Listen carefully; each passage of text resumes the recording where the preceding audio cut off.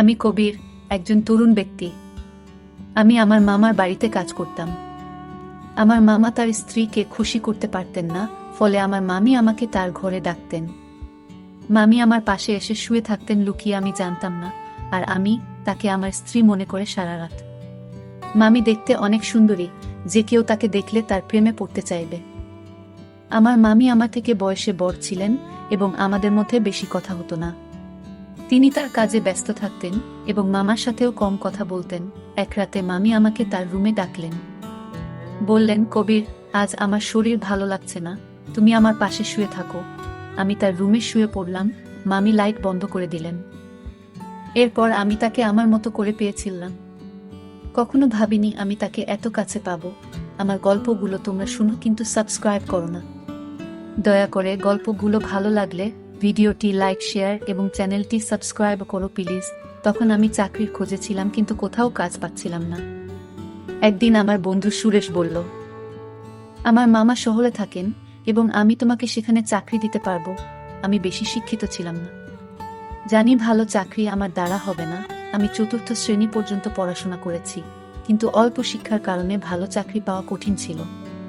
গ্রামের এখানে ওখানে ছোটখাটো কাজ করে কিছু টাকা উপার্জন করতাম, যা খুবই কষ্টকর ছিল। তখন মনে হলো শহরে গিয়ে কিছু কাজ খুঁজে দেখা উচিত। একদিন আমার বন্ধুর দেওয়া একটি ঠিকানায় গেলাম, যা তার মামার বাড়ির ছিল।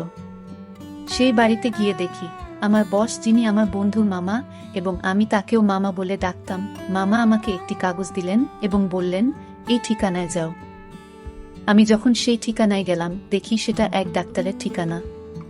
মামা বললেন, তিনি আমার বন্ধু, তিনি তোমার কিছু পরীক্ষা করবেন। যদি পরীক্ষাগুলো ভালো হয় তাহলে তোমাকে চাকরি দেব।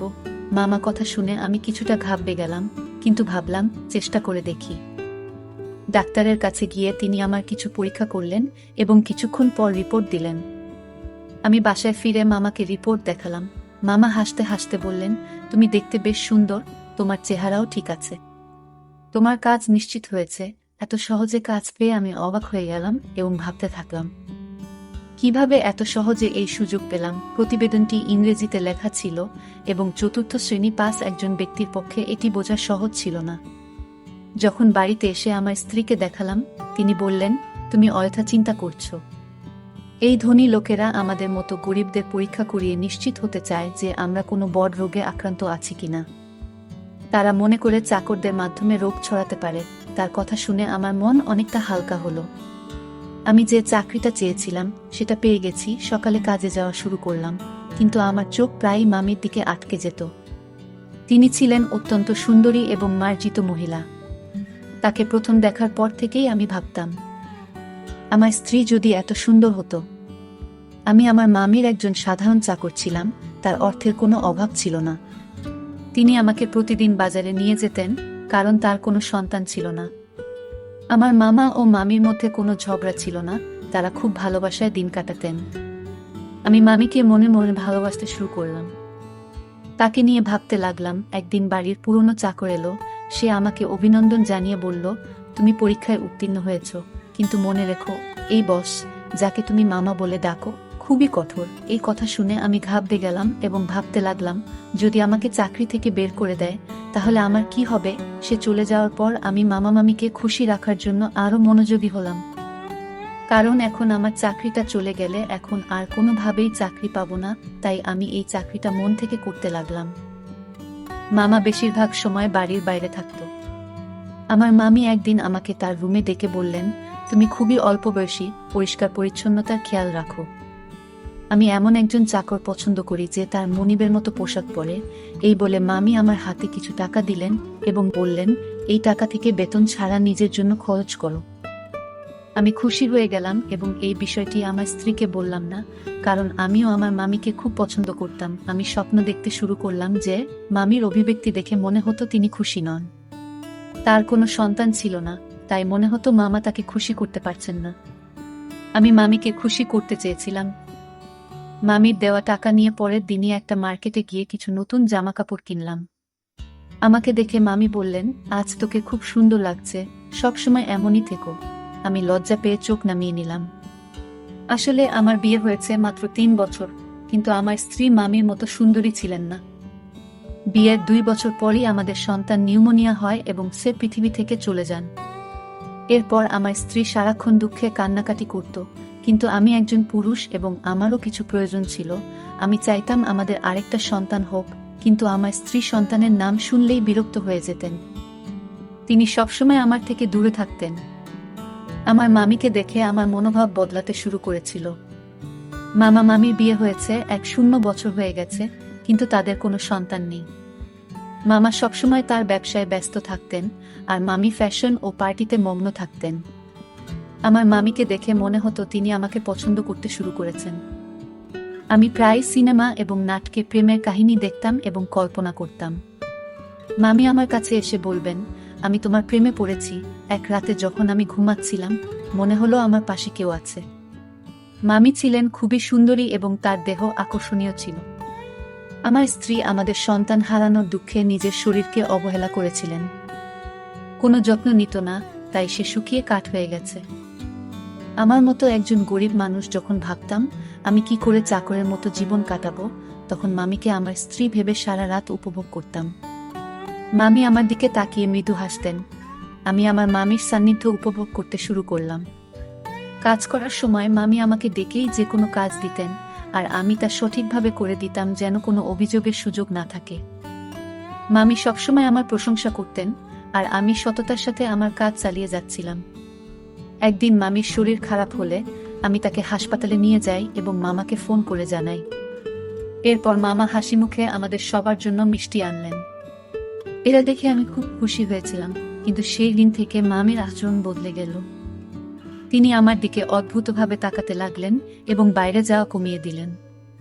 ফলে এখন শুধুমাত্র মামির সঙ্গেই আমার দেখা হয় কম। কিছুদিন ধরে আমার মন মেজাজ খারাপ ছিল, কারণ আমি মামির সান্নিধ্যে অভ্যস্ত হয়ে পড়েছিলাম। আমার মনে হয়েছিল আমি হয়তো মামির প্রতি আসক্ত হয়ে পড়েছি। তবে আমার কাজ চালিয়ে যেতে লাগলাম।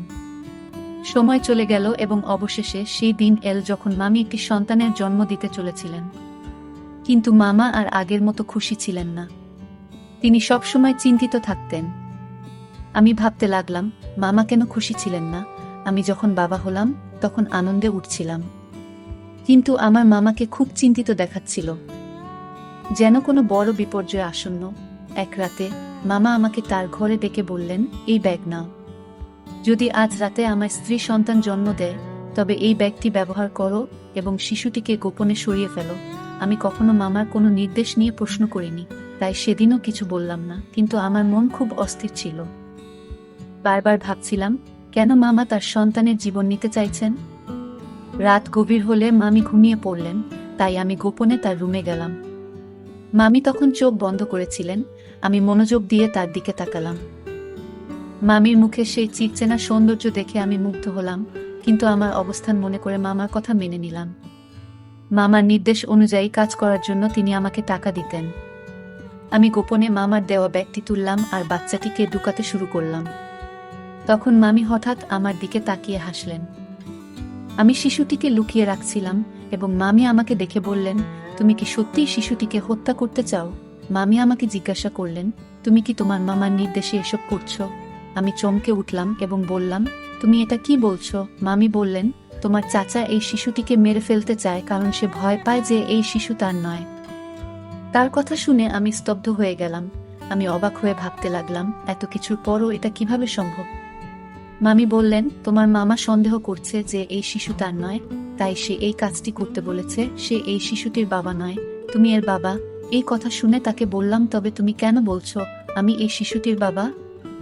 আমি এই কথা শুনে স্তব্ধ হয়ে গেলাম। আমি বললাম, আপনি কি চান আমি এই শিশুটিকে বাঁচিয়ে রাখি? মামি হাসলেন এবং বললেন, এই শিশুটিকে জঙ্গলে ফেলে দিও না, কারণ এই শিশুটির বাবা তুমি। আমি আরো বিভ্রান্ত হয়ে গেলাম, কারণ মামি বলছিলেন যে তিনি কখনো আমাকে স্পর্শ করেননি। তার কথাগুলো শুনে আমার মনে হলো আমি যেন স্বপ্ন দেখছি। আমি সোফায় বসে ভাবতে লাগলাম, এত সুন্দর একজন মহিলার সাথে, যাকে আমি মামি বলে ডাকি, এমন কিছু ঘটেছে কি? আমি মামিকে জিজ্ঞেস করলাম, আপনি এত সুন্দরী, কিন্তু কেন এমন করলেন? মামি বললেন, আমি খুব সুন্দরী, কিন্তু আমার পরিবার খুব গরিব ছিল, তাই আমি তোমার মামার সাথে দেখা করতে এসেছিলাম। তোমার মামা মতো ধনী হওয়ার ইচ্ছা ছিল, তাই আমি তাকে বিয়ে করি। আর সে আমাকে প্রস্তাব দেওয়ার সাথে সাথেই আমি তৎক্ষণাৎ হ্যাঁ বলেছিলাম, কারণ আমি ধনী হতে চেয়েছিলাম। আমার বাবা মাও তোমার মামার সাথে বিয়ে করতে রাজি হয়েছিলেন। কিন্তু বিয়ের কিছুদিন পরেই জানতে পারলাম তোমার মামার সন্তান হওয়ার সামর্থ্য নেই। অনেক চিকিৎসা করানোর পরও কোনো ডাক্তার তাকে সুস্থ করতে পারেনি। তিনি মা হতে চেয়েছিলেন এবং এর জন্য তিনি যা করতে প্রস্তুত ছিলেন। তারপর তিনি তার চাকরের মাধ্যমে একটি অদ্ভুত পরিকল্পনা তৈরি করেছিলেন, তাই তিনি সবসময় চাকরদের নিযোগের আগে পরীক্ষা করাতেন।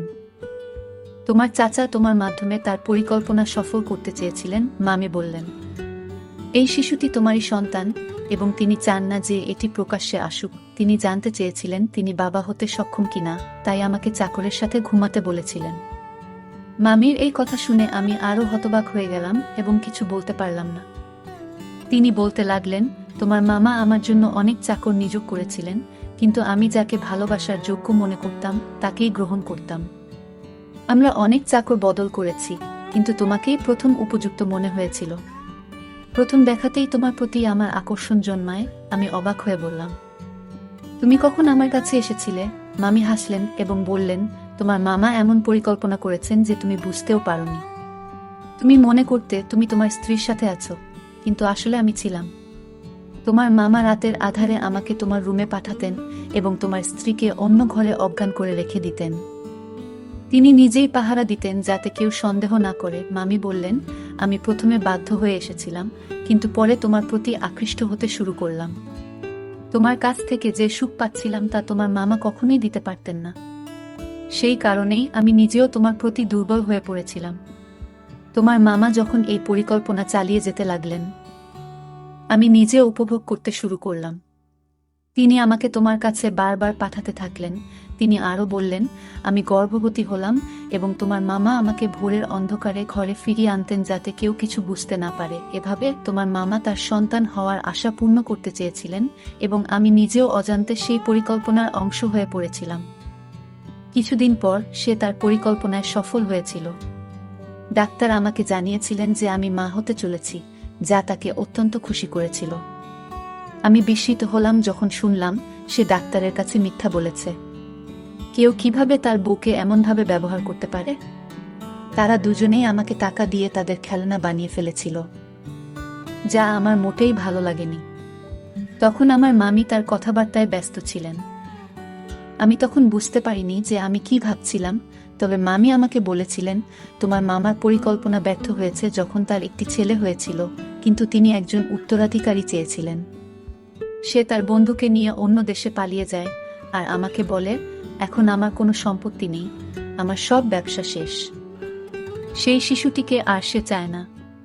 আমি বলেছিলাম, আমি তোমার বউ দাসী নই, যাতে তোমার ইচ্ছে মতো চলি। আগে তুমি আমাকে একটা চাকরের সাথে ঘুমাতে বাধ্য করেছিলে যাতে সবাই জানতে না পারে তুমি বাবা হতে পারো না। আর এখন বলছো এই সন্তানের দরকার নেই।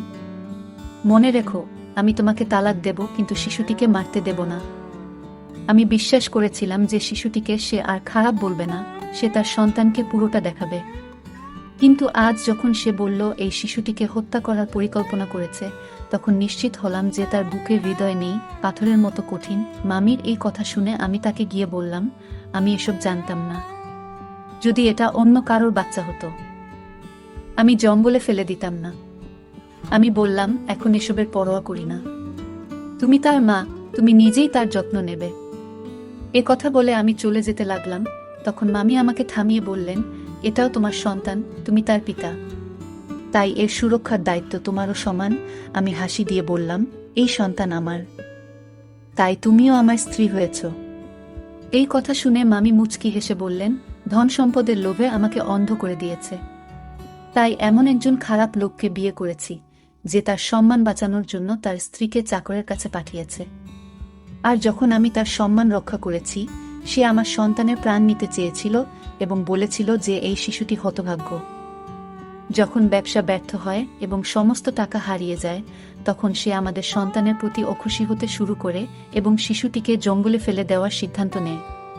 এইসব জানার পরেও আমি এমন লোকের সাথে থাকতে চাই না। আমি মামুর দিকে তাকিয়ে জিজ্ঞেস করলাম, এই সন্তানের জন্য আপনি কি একজন নিজ চাকরের সাথে থাকবেন? মামি বললেন, আপনি গরিব হতে পারেন, কিন্তু আপনার মন অনেক বড়। তাই আমি আপনাকে বিয়ে করতে চাই, যাতে আমাদের সন্তান বেঁচে থাকে এবং ভালো জীবন পেতে পারে। মামি আমাকে জানালেন তিনি তার মামার থেকে ডিভোর্স পেয়েছেন এবং আমরা একই বাড়িতে সুখে থাকতে শুরু করি। মামি সেই বাড়িটি আগেই তার নামে পেয়েছিলেন। কিছুদিন পর যখন আমার স্ত্রী বিষয়টি জানতে পারেন, তিনি আমাকে ছেড়ে চিরকালের জন্য তার বাবা মায়ের বাড়িতে চলে যেতে চান এবং তালাকের প্রক্রিয়া শুরু করেন। কিন্তু মামি যখন পুরো ঘটনা আমার স্ত্রীকে জানালেন, আমি তাকে অনেক বুঝিয়ে শান্ত করি। অবশেষে আমি আমার দুই স্ত্রীর সাথেই সুখে সংসার করতে শুরু করি এবং আমরা সবাই মিলে সুখে থাকি। আজ আমি খুব খুশি, কারণ আমি জানতাম না যে আমার জীবন এত সুন্দর হবে। গল্পটা কেমন লাগলো জানাতে ভুলবে না। আরও মজার মজার রোমান্টিক গল্প শুনতে চাইলে ভিডিওটি লাইক, শেয়ার এবং চ্যানেলটি সাবস্ক্রাইব করতে এবং বেল আইকনটি ক্লিক করতে ভুলবে না। ধন্যবাদ।